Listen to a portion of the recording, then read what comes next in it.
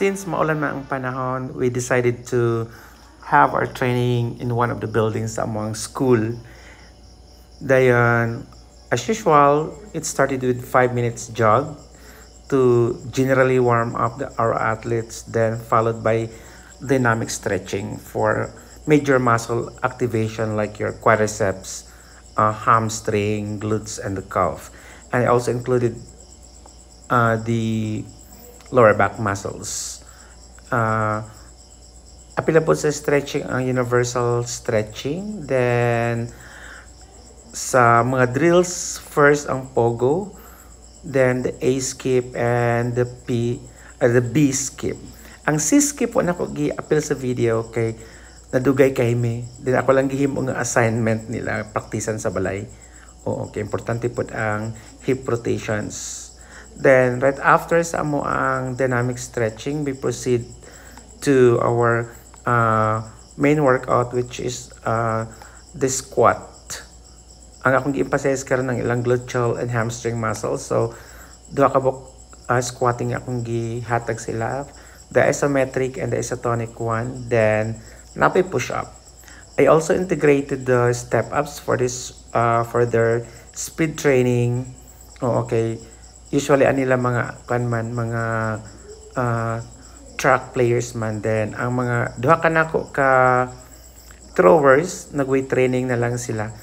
Kaya di mo sila kalabay karon sa gawas because of the rain. Then, I also included in the training the reaction time. Kay mostly sa mga nag-training karon mga baguhan. And, balo na mo, unsa ka importante ang reaction time, especially sa mga sprinters.